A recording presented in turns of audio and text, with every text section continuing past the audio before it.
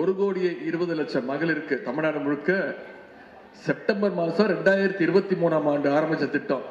இப்போ 2025 செப்டம்பர் மாதம் ஒவ்வொரு மகளிருக்கும் தலைவர் அவர்கள் 24,000 ரூபாய் கொடுத்திருக்கிறாரு. 1,20,00,000 மகளிருக்கு. நான் பல மாவட்டங்களுக்கு சுற்றுப்பயணம் போவேம்மா. நான் வாரத்தில் எப்படி ஒரு 4-5 நாள் வெளியூர்ல தான் இருப்பேன். நான் வெறும் சனிக்கிழமை மட்டும் வெளில வர மாட்டேன். ஞாயிற்றுக்கிழமை கூட வெளில சுத்திட்டு தான் இருப்பேன். இன்னைக்கு என்ன கிழமை கூட எனக்கு தெரியாது. இன்னைக்கு வெள்ளிக்கிழமையா?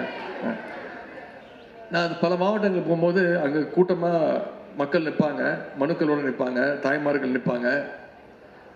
வண்டியை நிப்பாட்ட சொல்லுவேன். நிறைய பேர் மனுக்கள் கொடுப்பாங்க.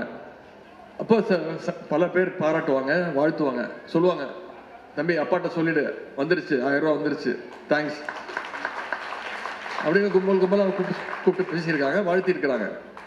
கேட்பேன், என்னக்கா பண்ணீங்க, 1000 ரூபா உங்களுக்கு எப்படி பயன்படுது?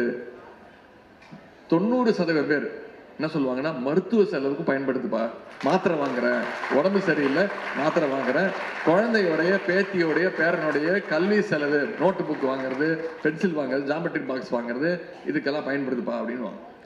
சில பேர் சில இடங்கள்ல சொல்லுவாங்க, தம்பி எனக்கு வரலப்பா, அந்த அக்காவுக்கு வந்துருச்சு எனக்கு வரல, என்னை மட்டும் ரிஜெக்ட் பண்ணிட்டாங்க, சொல்ல மாட்டேங்கிறாங்க, உங்களுக்கு வரலையா? இன்னும் சொல்ல போனா தலைவர் அவர்கள் அதுல இருந்தக்கூடிய சில விதிகளை எல்லாம் தளர்த்திட்டாங்க. 2 விதிகளை தளர்த்திட்டாங்க. நிச்சயமா சொல்றேன், இன்னும் 2 மாதங்கள்ல இன்னும் கூடுதலான தகுதி வாய்ந்த அதிக மகளிருக்கு கலைஞர் மகளிர் உரிமை தொகையை தலைவர் அவர்கள் நிச்சயம் கொடுப்பார். குறிப்பா ஒன்றிய பாசிச பாஜக அரசு தமிழ்நாட்டுக்கு எப்படியெல்லாம் தொல்லை கொடுக்கணுமோ ஒவ்வொன்றத்தையும் ஒவ்வொரு நாளும் ரூம் போட்டு யோசிச்சு தொந்தரவு கொடுத்துக்கிட்டு இருக்காங்க. நமக்கு வர வேண்டிய நிதி உரிமையை தடுத்து நிப்பாட்டுறாங்க.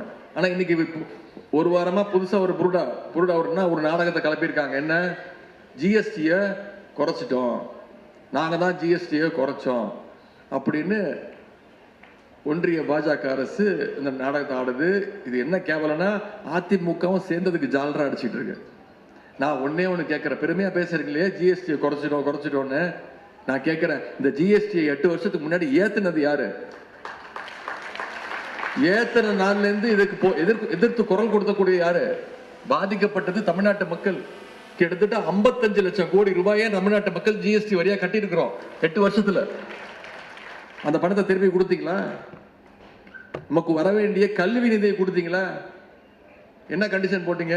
புதிய கல்விக் கொள்கை, நியூ எஜுகேஷன் பாலிசியை ஏத்துக்கிட்டாதான் தமிழ்நாட்டுக்கு வர வேண்டிய 2200 கோடியை கொடுப்பேன்னு ஒன்றிய அமைச்சர் தர்மேந்திர பிரதான் சொன்னார். ஆனா அந்த புதிய கல்விக் கொள்கையில் என்ன இருக்கு? சமஸ்கிருதத்தை தமிழ்நாட்டுக்குள்ள நுழைக்கிறதுக்காக கொண்டு வரப்படுறதா புதிய கல்விக் கொள்கை. குலக்கல்வி திட்டத்தை உள்ள கொண்டு வரதுக்காக கொண்டு வரப்பட்ட திட்டம் தான் புதிய கல்விக் கொள்கை. எப்படியாவது 3வது மொழியா ஹிந்திய தமிழ்நாட்டுக்குள்ள மீண்டும் திணிக்கணும்னு கொண்டு வந்த திட்டம் தான் புதிய கல்விக் கொள்கை. நம்ம முதலமைச்சர் மிக தெளிவா தைரியமா சொன்னார், நீ இதெல்லாம் தமிழ்நாட்டுக்குள்ள கொண்டு வரதுக்காக புதிய கல்விக் கொள்கை கொண்டு வர, புதிய கல்விக் கொள்கை ஏத்துக்கிட்டாதான் 2500 ரூபாய் கொடுப்பன்ற. 2500 கோடி இல்ல, நீ 10,000 கோடி கொடுத்தாலும் தமிழ்நாட்டுக்குள்ள நான் புதிய கல்விக் கொள்கையை நுழைய விட மாட்டேன்னு சொல்லி